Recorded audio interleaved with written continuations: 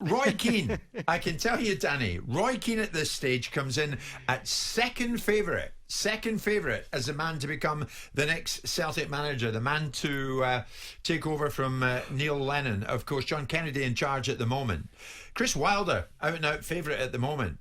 But Roy Keane, Mr. Simon Jordan, I'll throw it open to you. Roy Keane went to Celtic when he finished at Manchester United. Yep. Arguably too late on in his career, didn't have the impact that he hoped he would have.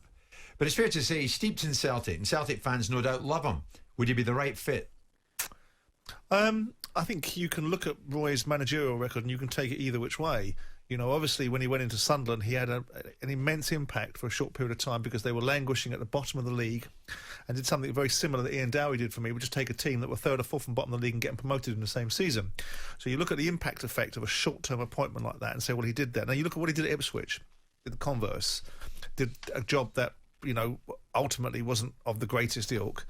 He's been in a Republic of Ireland, he's been in Aston Villa. I think at times he's an outstanding pundit, and some of his analysis and some of his evaluative thinking and some of his hold to account outlook and attitude is engaging. Some of his pantomime villain stuff, not so much.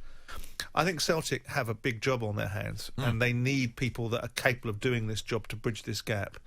And whether there's an affinity or an association from religious backgrounds or outlooks is not the question here, really, because Stephen Gerrard had no association with Rangers besides going in there and being capable of doing the job that he was tasked to do. Yeah, but he had a profile. Yeah, and Keane's got a profile. Yeah, but Gerrard also had no baggage to carry with him, had a management team that was come alongside him, and a project that afforded him a different set of circumstances, where Rangers were aspiring again, coming back from the brink of oblivion and starting to rebuild, and Gerrard was the final part of a jigsaw that Ali McCoist had started 7 years earlier on rebuilding Rangers.